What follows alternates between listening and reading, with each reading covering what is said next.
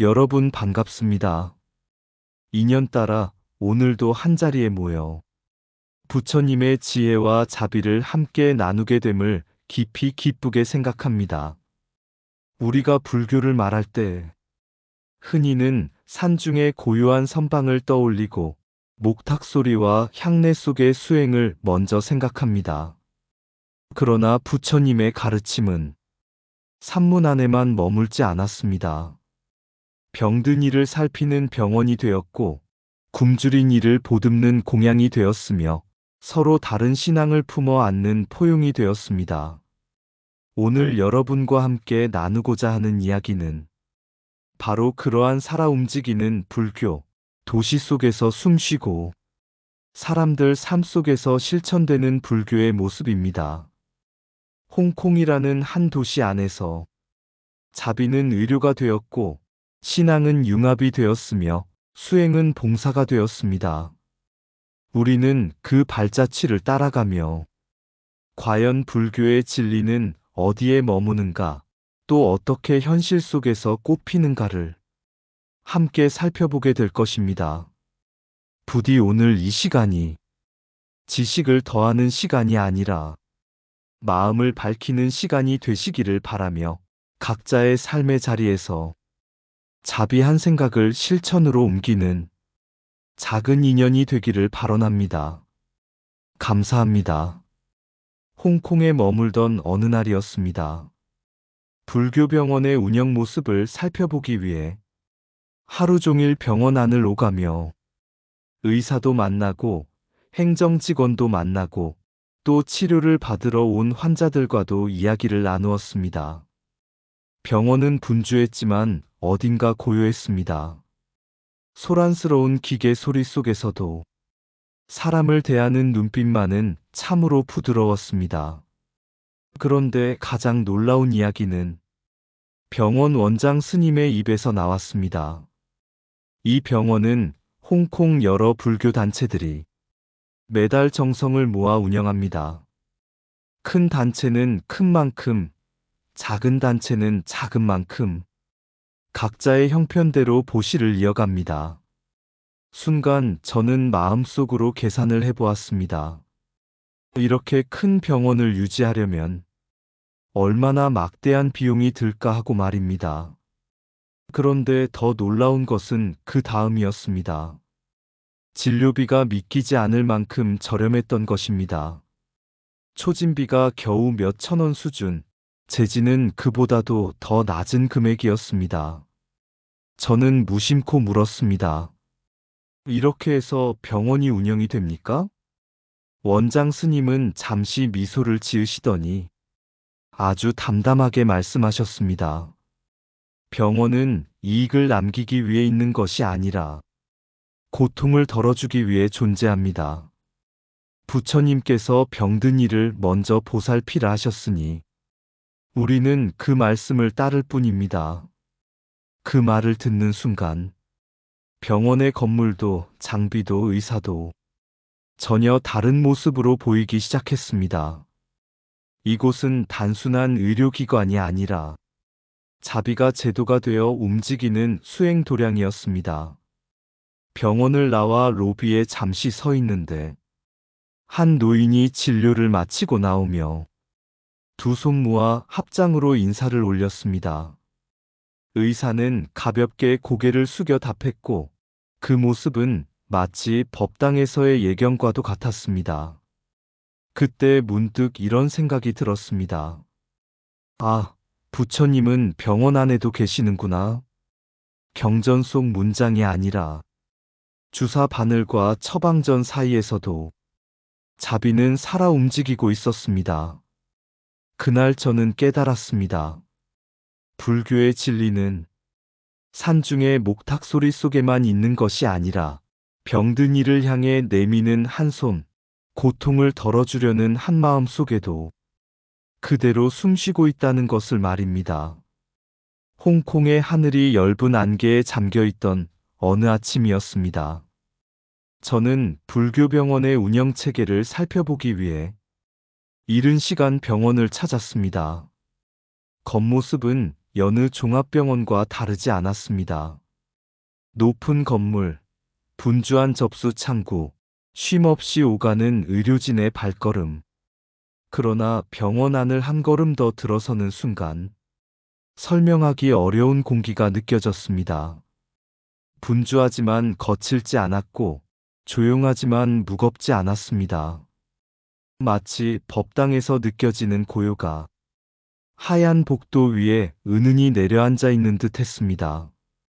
병원 관계자의 안내로 운영 전반에 대한 설명을 듣게 되었습니다.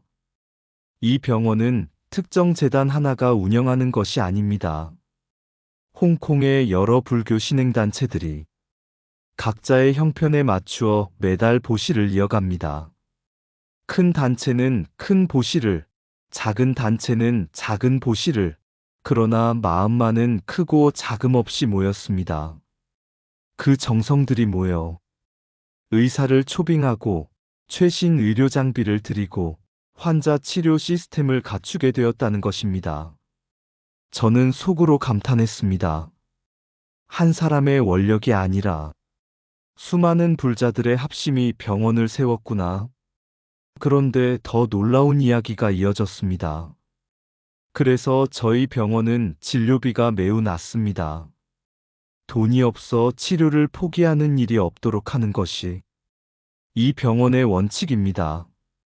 순간 저는 접수 창구를 다시 바라보았습니다.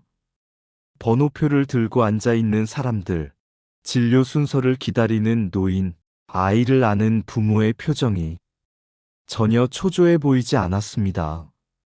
그곳에는 돈이 있어야 치료받는다는 긴장이 아니라 누구나 치료받을 수 있다는 안도감이 흐르고 있었습니다.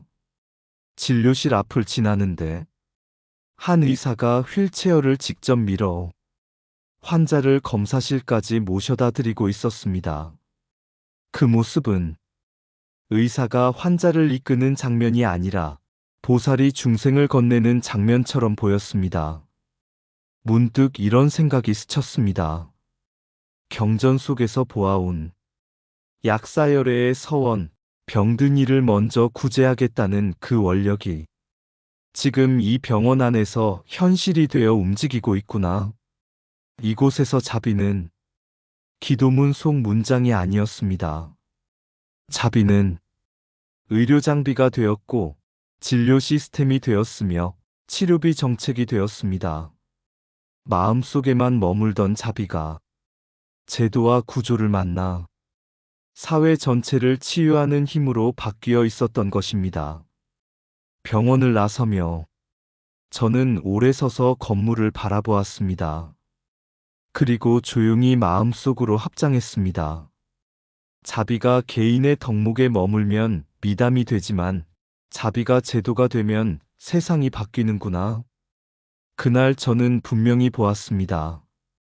불교의 진리는 경전 속 문장으로만 존재하는 것이 아니라 병상 위에 신음소리를 덜어주는 현실의 손길 속에서도 또렷이 숨쉬고 있다는 사실을 말입니다.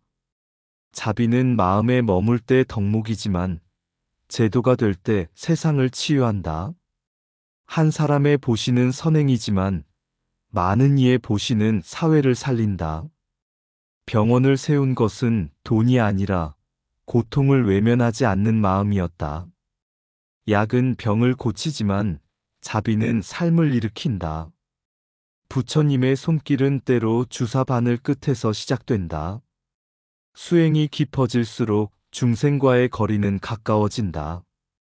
보시는 남는 것을 나누는 일이 아니라 필요한 곳에 자신을 내어놓는 일이다. 자비가 조직을 만나면 복지가 되고 제도를 만나면 구제가 된다. 병든 이를 먼저 보살피라는 가르침은 오늘도 병원에서 숨쉬고 있다. 불교는 산속의 고요만이 아니라 도시의 고통 속에서도 피어난다. 경전의 문장은 읽는 것이고 자비의 제도는 살아내는 것이다. 치료비를 낮춘 것이 아니라 고통의 문턱을 낮춘 것이다. 의사의 손이 바쁠수록 보살의 원력은 깊어진다. 함께 모은 정성은 한 사람의 생명을 다시 일으키는 법당이 된다. 참된 불사는 탑을 세우는 일이 아니라 고통을 덜어주는 구조를 세우는 일이다. 홍콩의 번화한 도심을 지나 한 사찰을 찾았던 날이었습니다. 이름하여 윙타이신 사원.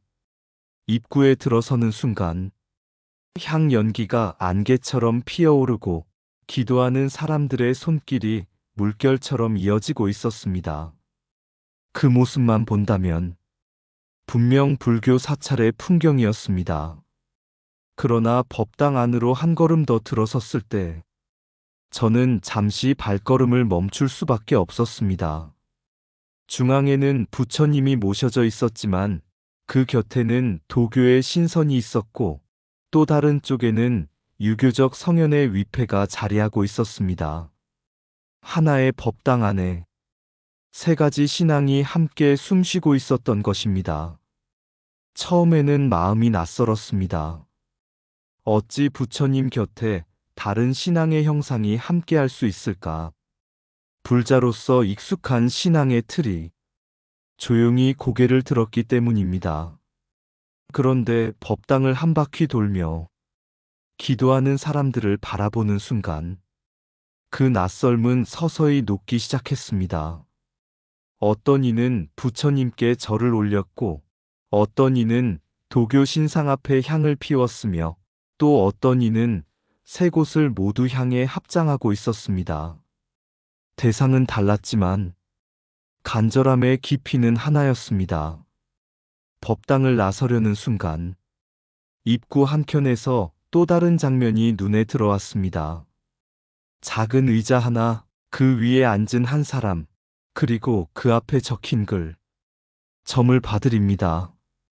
여러 언어로 적힌 안내문을 보며 저는 잠시 웃음이 났습니다. 사찰 안에서 점을 본다니 낯설고도 신기한 풍경이었습니다. 호기심이 일어 한국에서 왔다며 영어로 점을 청했습니다.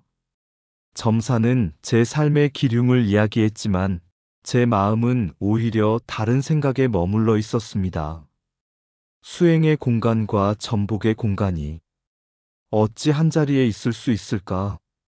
그 의문을 안고 사찰을 나와 다시 입구를 돌아보는 순간 문득 한 생각이 스쳤습니다. 이곳은 교리의 순수성만을 지키는 공간이 아니라 중생의 삶을 있는 그대로 받아들이는 공간이 아닐까? 사람들은 철학을 찾기보다 살 길을 찾으러 옵니다. 누군가는 병을 낫게 해달라 기도하고 누군가는 사업의 기륭을 묻고 누군가는 마음의 위안을 구합니다. 방법은 다르지만 고통을 덜고자 하는 마음은 같았습니다. 그 순간 저는 깨달았습니다. 부처님의 자비는 형식을 먼저 보지 않는다는 것을. 중생이 다가올 수 있다면 그 어떤 문도 닫지 않는 것, 그것 또한 방편이요 자비라는 것을. 윙타이신 사원은 순수한 교리만으로 서 있는 도량이 아니라 중생의 현실을 통째로 끌어안고 서 있는 도량이었습니다. 그날 제 마음에 남은 결론은 아주 단순했지만 깊었습니다.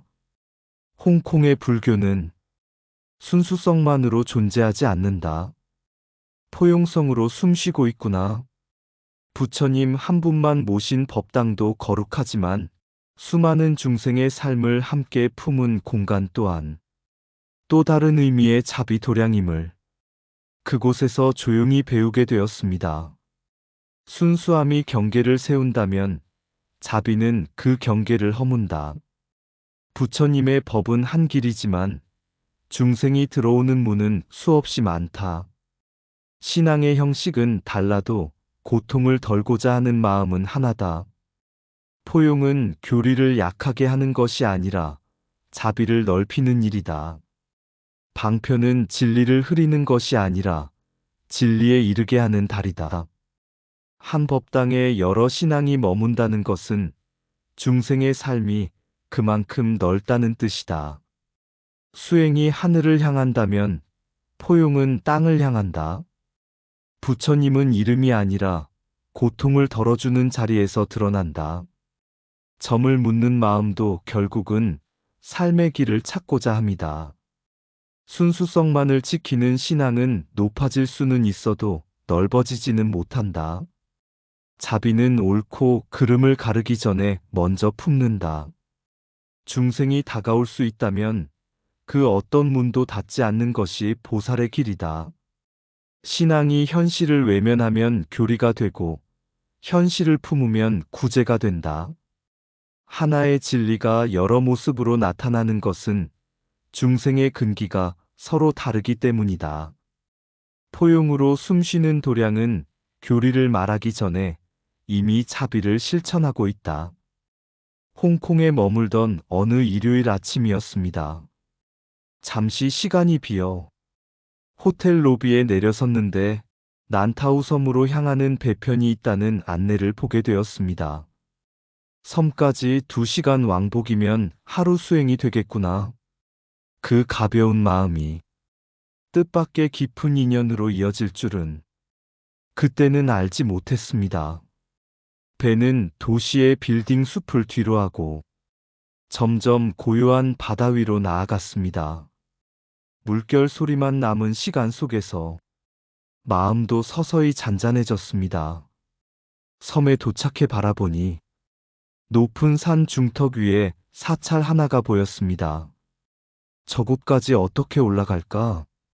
잠시 망설이고 있을 때 사찰에서 운영하는 작은 봉사버스가 섬 주민과 방문객을 실어 나르고 있었습니다. 수행의 도량이면서도 중생의 발걸음을 헤아리는 배려가 이미 길 위에서 시작되고 있었습니다. 버스를 타고 산길을 오르며 저는 생각했습니다. 수행은 멀리 있는 것이 아니라 이렇게 누군가를 실어 나르는 일에서도 시작되는구나. 사찰에 도착했을 때 입구에서 한 사람이 공양 접수를 받고 있었습니다.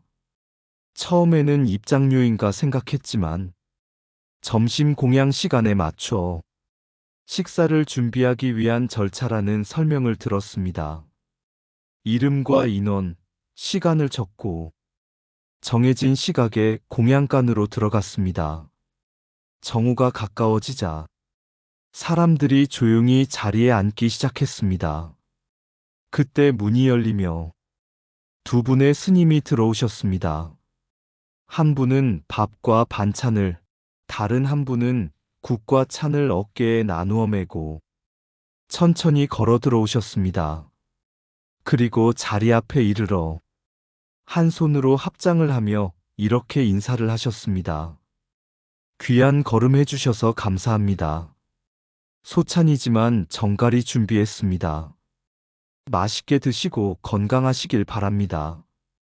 그 말은 형식적인 인사가 아니라 진심 어린 공양 발언처럼 들렸습니다.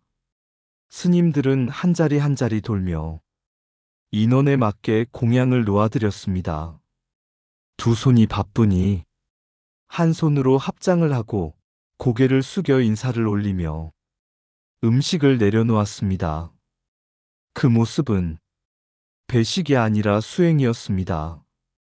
공양을 받는 우리는 앉아 있었지만 오히려 스님들이 우리를 공양하고 있는 듯 했습니다.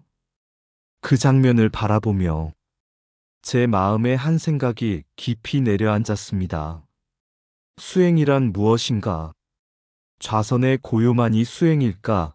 경전 독송만이 수행일까? 아니었습니다. 중생을 위해 몸을 낮추고 손을 움직이고 음식을 나르는 그 순간 또한 온전한 수행이었습니다. 공양을 마치고 밖으로 나왔을 때 산바람이 고요히 불고 있었습니다. 그 바람 속에서 저는 조용히 마음속으로 합장했습니다. 선방의 침묵도 수행이지만 한 그릇 공양을 건네는 손끝 또한 수행이구나. 그날 난타우섬 사찰에서 저는 수행의 또 다른 얼굴을 보았습니다. 수행은 높은 곳에만 있지 않았습니다. 사람을 향해 몸을 낮추는 자리, 그곳에서 가장 빛나고 있었습니다. 수행은 산중에만 있지 않고 사람을 향해 내려오는 길 위에 있다. 배를 타고 도량에 이르는 여정 또한 마음을 씻는 수행이 된다. 중생을 실어 나르는 버스 한 대가 곧 자비의 법륜이다. 수행은 멀리 있는 진리를 찾는 일이 아니라 가까운 일을 편안케 하는 일이다. 공양을 준비하는 손길 속에 이미 보살행이 시작된다. 밥을 짓는 연기는 향불 못지않은 공덕을 올린다. 합장은 손을 모으는 형식이 아니라 마음을 낮추는 수행이다. 한 손으로 합장하고 한 손으로 음식을 놓는 순간 수행과 봉사가 하나가 된다. 공양을 받는 이는 식사를 하지만 공양을 올리는 이는 수행을 완성한다. 겸손은 말이 아니라 허리를 굽히는 각도에서 드러난다. 선방의 침묵이 수행을 깊게 한다면 공양 간의 분주함은 수행을 넓게 한다. 수행자는 높이 앉는 사람이 아니라 먼저 일어나는 사람이다.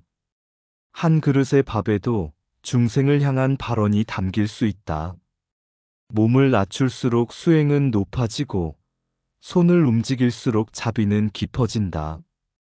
깨달음은 좌선 끝에만 머물지 않고 공양을 건네는 손끝에서 완성된다. 홍콩에서의 여정을 돌아보면 저는 세 개의 도량을 만난 것이 아니라 세 가지 불교의 얼굴을 만났다는 생각이 듭니다. 첫 번째는 병원이었습니다. 그곳에서 저는 자비가 마음속 감정에 머물지 않고 제도와 시스템이 되어 수많은 생명을 살리고 있는 모습을 보았습니다. 불교는 기도만 하는 종교가 아니라 고통을 실제로 줄여주는 구조를 세울 때 더욱 빛난다는 사실을 깨달았습니다. 두 번째는 융합의 사원이었습니다. 부처님 곁에 유교와 도교의 신앙이 함께 머무는 모습을 보며 처음에는 낯설었지만 이내 마음이 열렸습니다. 중생은 서로 다른 길에서 오지만 고통을 덜고자 하는 마음은 하나였기 때문입니다. 불교는 순수성만을 지키는 울타리가 아니라 누구라도 들어올 수 있도록 문을 넓히는 포용의 도량임을 배웠습니다. 세 번째는 난타우 섬의 산중 사찰이었습니다. 그곳에서 저는 좌선의 고요보다 더 깊은 수행을 보았습니다. 밥을 나르고 국을 올리고 한 손으로 합장하며 인사를 건네는 스님들의 모습 속에서였습니다. 수행은 고요히 앉아 있을 때만이 아니라 중생을 위해 몸을 움직일 때 완성된다는 사실을 그곳에서 보았습니다.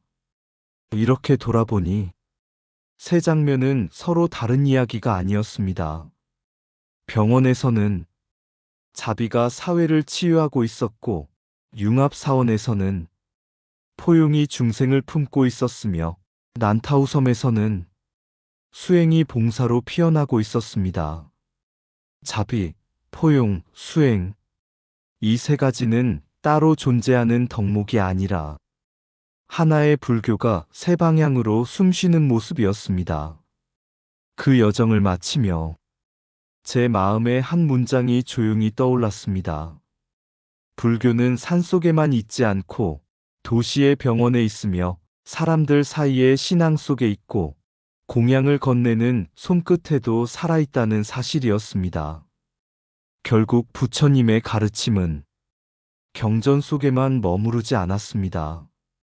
병을 고치는 곳에서 숨쉬고 서로 다른 신앙을 품는 자리에서 넓어지며 한 그릇 밥을 나누는 순간에 완성되고 있었습니다. 그래서 저는 이 여정을 이렇게 마무리하고자 합니다. 자비는 제도가 될 때 세상을 살리고 포용은 경계를 허물 때 중생을 품으며 수행은 몸을 낮출 때 비로소 빛난다. 그리고 그 세 길이 하나로 만나는 곳, 그곳이 바로 오늘 우리가 살아가는 현실 속의 불국토임을 조용히 새겨봅니다. 자비와 포용과 수행의 길에서 바다는 도시를 떠밀어 놓고 나는 배 위에 서서 마음의 소음을 하나씩 내려놓았다. 파도는 말이 없었지만 먼저 수행을 시작하고 있었다. 병원이 있었다. 기도 소리 대신 심장 박동 소리가 울리고 향 연기 대신 산소 호흡기가 숨을 불어넣고 있었다. 그곳에서 나는 보았다. 자비가 손을 모으지 않고 수술복을 입고 있다는 것을, 자비가 눈을 감지 않고 차트를 넘기고 있다는 것을, 한 생명을 살리는 기계 소리 속에서 경전보다 또렷한 법문이 울리고 있었다. 사원이 있었다. 부처님 곁에 낯선 신들이 함께 앉아 있었고, 사람들은 저마다 다른 이름을 부르며 같은 간절함으로 절을 올리고 있었다. 향은 여러 방향으로 피어올랐지만 기도는 한 곳으로 모여들었다. 나는 그제 알았다. 진리는 하나의 언어로만 말해지지 않는다는 것을. 부처님의 자비는 문 앞에서 신앙을 가리지 않는다는 것을. 산이 있었다. 구름을 어깨에 두른 사찰, 그리고 그 안에 공양간. 정오가 되자 스님 두 분이 문을 열고 들어왔다. 한 손에는 밥을, 한 손에는 합장을 들고 귀한 걸음 감사합니다. 그 한마디 인사에 나는 숟가락을 들기 전 먼저 마음을 내려놓았다. 밥을 나르는 발걸음이 좌선보다 고요했고 국을 놓는 손끝이 연불보다 깊었다. 그날 나는 보았다. 수행이 앉아 있는 것이 아니라 움직이고 있다는 것을. 돌아오는 길, 바다 위에 해가 내려앉고 새 장면이 마음속에서 하나로 겹쳐졌다. 병원에서 본 자비, 사원에서 본 포용, 공양간에서 본 수행. 그것은 서로 다른 길이 아니라 한 부처님의 숨결이 세 방향으로 흐르는 모습이었다. 나는 조용히 합장했다. 자비는 제도가 되어 세상을 살리고, 포용은 경계를 허물어 중생을 품고, 수행은 몸을 낮추어 진리를 완성한다. 그리고 그 세 길이 만나는 자리, 병을 고치는 곳에도 기도가 있고, 신앙이 섞이는 자리에도 법이 있으며, 밥을 나누는 순간에도 깨달음이 있었다. 이제 나는 안다. 불교는 산속에만 있지 않고 사람이 있는 모든 자리에서 숨쉬고 있다는 것을.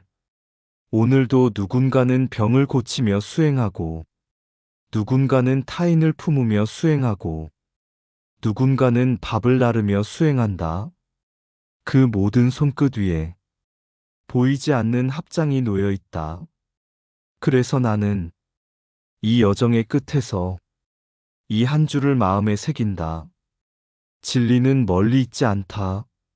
자비로 움직이고, 포용으로 넓어지며, 수행으로 완성되는 지금 이 삶의 자리, 그곳이 곧 살아있는 불국토이다. 의상 맑고 향기로운 지혜의 샘이었습니다. 오늘도 좋은 날 되세요. 구독과 좋아요는 맑고 향기로운 지혜의 샘에게 큰 힘이 됩니다.